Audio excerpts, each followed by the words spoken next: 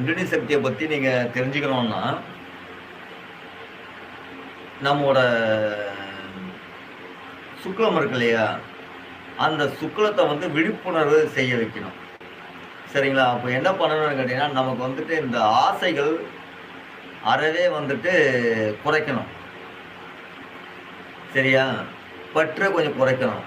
பற்று இருக்கணும், எல்லாத்து மேலே பற்று இருக்கணும். அந்த பற்றை நமக்குள்ள கட்டுப்படுத்தி இருக்கணும்.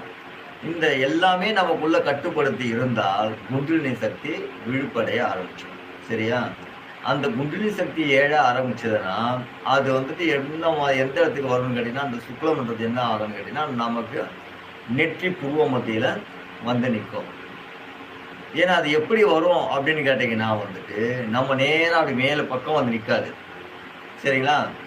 நமக்கு கபாலத்துக்கு நடுவில் வந்து ஒரு குறி இருக்கும். அதுக்கு நேராக வந்து அந்த இடத்துல நிற்கும்.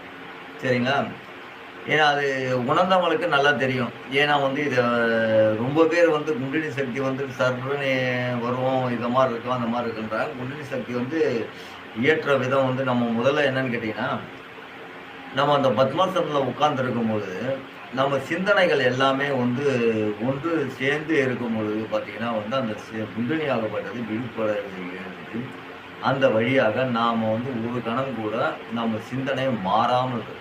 அப்போ தான் வந்து அந்த சுக்லம் என்ன பண்ணுன்னா விழிப்படைஞ்சு மேலே ஏறும். மேலே ஏறும்பொழுது அந்த தண்டு வழியாக சிறிது சிறிதாக ஒரு ஆறாக இருக்கக்கூடிய வழிகளெல்லாம் உடைச்சிக்கிட்டே வரும்.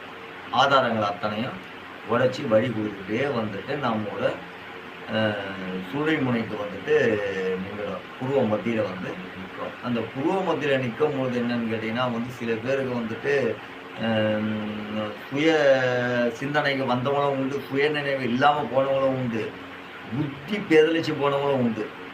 அது மாதிரி நிறைய பேர் இருக்காங்க. நிறைய பேர் அந்த மாதிரி ஆகியிருக்காங்க. நீங்கள் வந்து கவனிச்சுக்கலாம். நிறைய பேர் ஒன்று வந்து தியானத்தில் இருக்குன்னு சொல்லிட்டு அந்த தியானம் பண்ணும்பொழுது அந்த குண்டலினி சக்தி விழிப்புணர்வு அடையும். அப்படி அடையிறதுக்கான வழிகள் என்னன்னு கேட்டிங்கன்னா, முதல்ல வந்து நம்ம யோகா பயிற்சி செய்யணும். நம்ம குண்டலினி சக்தியை வந்து விழிப்படைய வைக்கணும், நம்ம கட்டுப்பாட்டுக்குள்ளே கொண்டு வரணும். நம்மளை மீறி நம்ம அந்த சக்தி வேலை செய்யக்கூடாது. ஏன்னா குண்டலினி சக்தி ஏறுறதுனாலுமே வந்து நிறைய பேருக்கு அது வந்துட்டு நன்மையானு கேட்டால் நிறைய ஆபத்துலேயும் முடிஞ்சிடும்.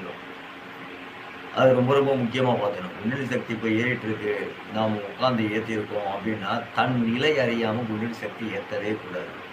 நம்ம குண்டலினி சக்தி ஏற்றும் போது தன்னையும் நினைவுக்குள்ளே கொண்டு வரணும். அப்போ குண்டலினி சக்தி ஏற்றும் போது தன் நினைவுக்குள்ளே வருமானு கேட்டிங்கன்னா, வெறும் குண்டலினி சக்தி ஏற்றணும்னு உட்காந்தா தன்னை மறந்துடுவாங்க.